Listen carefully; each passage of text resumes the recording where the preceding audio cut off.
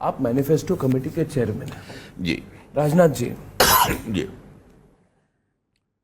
क्या आपने पीओके के मुद्दे को मैनिफेस्टो में डाला है? मैनिफेस्टो में डालने की क्या जरूरत है?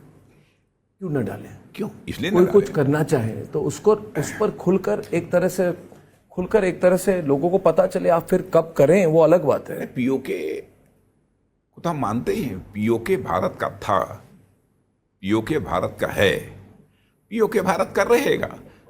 इसको इलेक्शन मैनिफेस्टो में डालने की क्या जरूरत है? इस पर कभी ना कभी तो कोई निश्चित कार्रवाई होनी चाहिए। नहीं नहीं नहीं, बिल्कुल आराम से रहिए। आराम से मतलब आप बिल्कुल आराम से रहिए। पीओके के लोग खुद ही डिमांड करेंगे। कश्मीर में जिस तरीके से डेवलपमेंट हो रहा है, जिस तरीके से अमन अमान की स्थिति जम्मू कश्मीर में पैदा हुई है, और भारत जितनी तेजी के साथ आगे बढ़ रहा है, यहां राशन के लिए मार नहीं होती है। पाकिस्तान हमारा पड़ोसी देश है। हमारी कामना है कि वो भी धनवान हो, ठीक बने, वहाँ की भी पावर्टी की प्रॉब्लम सब रिजॉल्व हो, क्योंकि पड़ोसियों के प्रति हम लोगों के भाव तो अच्छे ही रहते हैं। तो मुझे लगता है इन सारी स्थितियाँ जैसी बन रही हैं, उसमें पीओके के लोग खुद ही कहेंगे कि हम भारत के साथ जाना चाहते हैं, हम अपने जम्मू कश्मीर के साथ जाना चाहते हैं। हमको कुछ करने की जरूरत मुझे लगता है, या शायद देश में किसी को लगता हो अथवा न लगता हो, लेकिन मुझे लगता है। और लगभग 1.5-2 साल पहले मैंने यह बात कही, आर्मी डे के अवसर पर जवानों को संबोधित करते हुए मैंने कहा था। और आपने देखा होगा कि उसके बाद टेलीविजन पर भारत के समर्थन में नारे लगाते हुए लोग पीओके में दिखाई दिए थे। हम उकसा रहे हैं उनको कि वो नहीं, उकसाने का कोई सवाल ही नहीं। ऐसी नापाक हरकत नहीं करते हम लोग। आप कह रहे खुद से लोग मांगेंगे, मतलब उससे यहाँ का डेवलपमेंट जितनी तेजी के साथ हो रहा है। बांग्लादेश के लोगों ने भी जब उनको उतनी उत्पीड़न हुई उनकी, उसके बाद मुक्ति वाहिनी बनी, मगर लास्ट में जाके भारतीय सेना को जाके सपोर्ट तो करना पड़ा। तो पीओके की जो हालत है उसको आप कैसे देखते हैं? हमारी कोई तो भूमिका होगी उस पर। हमारी धरती है, हमारा जमीन है, हमारा अधिकार है उस पर। हमने बिल्कुल अधिकार है, वो हमारा ही अधिकार तो है। आप रक्षा मंत्री, हाँ, पीओके हमारा ही है, लेकिन हम आश्वस्त हैं। नहीं, आप लोगों को आश्वस्त करें राजनाथ जी। आप आश्वस्त बिल्कुल हैं, जितने रिपब्लिक भारत के जितने दर्शक हैं। और यही नहीं, मैं बहुत सीरियसली सवाल पूछ रहा हूं। अब हम उस जनरेशन के हैं राजनाथ जी, आप हमसे सीनियर हैं। हमको हमेशा लगा था कि कई सारी चीजें देश में होनी चाहिए, एक सरकार ऐसी बने जो चीजें करे। 370 हट गया, राम मंदिर बन गई, यूनिफॉर्म सिविल कोड आने वाली है। हाँ, पक्का पक्का पक्का पक्का, ये तो है हमारे इलेक्शन 100%। हाँ, इलेक्शन मैनिफेस्टो में है हमारे एक। उसके बाद इस पर जल्दी कर देंगे। मैनिफेस्टो में तो बहुत सालों से है। इस बार इसकी होगी इंप्लीमेंटेशन, होगी कि नहीं? राष्ट्रीय स्तर पर हट रहा हूं मैं, राष्ट्रीय स्तर पर one nation one law, uniform civil code, आप मैनिफेस्टो कमेटी में हैं, आपने डाली है, होगी कि नहीं इस बार? क्यों नहीं होगी? अगले मैनिफेस्टो तक 2029 नहीं, तक अगले 5 वर्षों में होगा। ये कमिटमेंट है, वो कमिटमेंट है। हम जनता को धोखे में रख कर राजनीति नहीं करते हैं।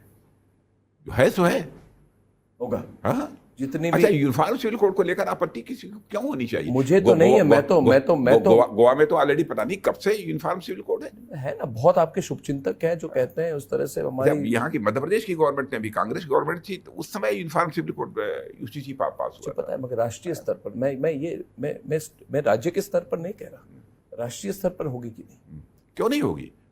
वो तो इलेक्शन मैनिफेस्टो में हमने मेंशन किया है। तो पीओके के बारे में आपको इसलिए कह रहा हूँ क्योंकि हमारे पास भी जो एजेंसीज के थ्रू, दूसरे लोगों के थ्रू, और बहुत खबर आती है कि पीओके के लोग बेसब्र हो चुके हैं ना, मूड बन चुका है। और वो देख रहे हैं 370 हटने के बाद जिस तरह से हजारों करोड़ रुपए की इन्वेस्टमेंट हुई है, जिस तरह आप गुलमर्ग जाइए, इन्वेस्टमेंट डेस्टिनेशन बन रही है, विदेशी टूरिस्ट फिर आ रहे हैं, होटल बन रहे हैं, इन्वेस्टमेंट हो रही है, स्टील प्लांट बन रहे हैं। तो उन्होंने देखा है, वो भी चाहते हैं to be brought into the development main stream.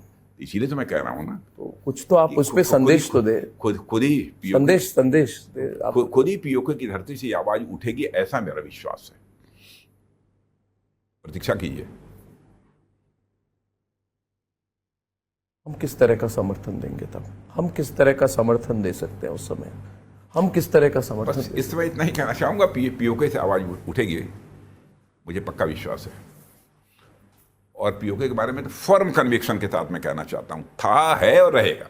और पाकिस्तान की सरकार को ये समझ लेना चाहिए, पाकिस्तान की सरकार को, जो ऐसे भी मतलब अपनी विडंबना में रहती है हमेशा, अभी तो इतनी उनकी इकोनॉमिक क्राइसिस चल रही है, उनको क्या संदेश है आपको पीओके को लेकर? नहीं, उनको मैं कोई संदेश नहीं देना चाहता हूँ, लेकिन उनकी समझ में तो चीज़ें आ ही नहीं होंगी, मेरा ऐसा मानना है। जो संदेश जाना होगा वो संदेश जाएगा समय के साथ। देखिए, पीओके की तरफ देखते रहिए।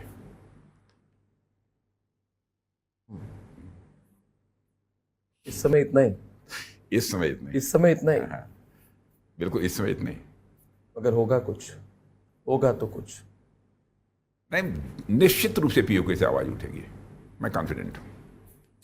और हमारा अधिकार, क्योंकि मुझे याद है 2 साल पहले मैंने मुझे बोला था जी, उसके बाद मैंने देखा कि पीओके में आवाज उठने लगी थी। जिस तरीके से राशन के लिए मारामारी पाकिस्तान में हो रही है, डेली वायरल क्लिप्स हो रहे हैं एक दूसरे को, और यहाँ जो है हर मंथ 5 किलो फ्री राशन सारे 80 करोड़ लोगों को भारत में मिल रहा है। बिल्कुल, ये हमारे प्रधानमंत्री कर रहे हैं जी। तब स्वाभाविक है, कोई देखेगा तो अंतर समझ में आएगा। और हम तो उनको अपना मानते ही हैं, माने हम तो बिल्कुल दिल खोल कर बैठे हैं, उनको गले लगाने के लिए दिल खोल कर बैठे हैं। गले तो लगाया ही हुआ है, लगाया हुआ है, गले लगाया हुआ है। आपको भी तो रिपोर्ट आ रही होंगी, आपको भी तो रिपोर्ट आती होंगी, आप रक्षा मंत्री है, इंटेलिजेंस रिपोर्ट्स, दूसरे रिपोर्ट्स आपको तो आते होंगे। मतलब ये राजनाथ जी, ये ऐसी चीज है, ऐतिहासिक कदम, ये ऐतिहासिक कदम तो होना चाहिए ना। कोई भी चुनाव के पहले मैं तो उन्हीं चीजों पर बात करूंगा। और आपको मैं बता दूं कि प्रधानमंत्री जी से मैंने बात की थी, और एक बात तो प्रधानमंत्री जी की जो कहते हैं वो करते हैं। प्रधानमंत्री जी के साथ एक इंटरव्यू की थी मैंने, करीब 6 लास्ट इंटरव्यू था 2014 के कैंपेन का, और उन्होंने कहा था मुझे, पाकिस्तान के मुद्दे पर सवाल उठाया था, बड़ा फेमस लाइन था मोदी जी का, उन्होंने कहा न बम, बंदूक और बारूद के बीच में बातचीत हो सकती है क्या? ये बिल्कुल वायरल हो गई थी, और फिर लोगों को लगा था कि क्या ये फॉरेन पॉलिसी में इंप्लीमेंट हो सकती है। हमने तो दिखा दिया, बिल्कुल दिखा दिया। और बालाकोट के बाद से लेके जिस तरह से, क्या आपको लगता है कि पाकिस्तान को इशारा जा चुका है? फॉरेन पॉलिसी पर सवाल है जो डिफेंस पॉलिसी के साथ बहुत रिलेटेड है। मैं समझता हूं कि पाकिस्तान को मतलब मैसेज जा चुकी है। मैं समझता हूं कि पाकिस्तान के समझ में सारी बातें निश्चित रूप से आ रही होंगी। कौन सी बात है राजनाथ जी, कौन सी बात है? भारत की स्थिति क्या है, वो कहां पर खड़े हैं। एक बार उनका विभाजन हो ही चुका है, 2 देश बन चुके हैं, और राशन के लिए वहां पर बिल्कुल मारामारी हो रही है। जो न्यूनतम आवश्यकताएं जो नागरिकों की होती हैं, उस बिल्कुल न्यूनतम आवश्यकताओं को भी वहां की गवर्नमेंट पूरा नहीं कर पा रही है। उसके कारण आप देखते होंगे कि वहां के भी प्राइम मिनिस्टर और भी जब बोलते हैं तो कुछ हताश, निराश से आपको नहीं लगते? हाँ बिल्कुल है, हताश कल ही मैं उनका एक इंटरव्यू देख रहा था।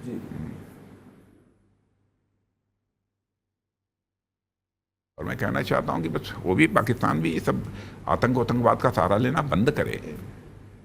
हमारे पड़ोसी हैं, पड़ोसियों के साथ हम तो अच्छे रिश्ते बनाकर रखना चाहते हैं। अटल जी हमारे कहा भी करते थे, जिंदगी में दोस्त बदल सकते हैं लेकिन पड़ोसी नहीं बदलते। हर पड़ोसी के साथ हम अच्छे रिश्ते बनाकर रखना चाहते हैं, लेकिन पीओके हमारा था, है और रहेगा।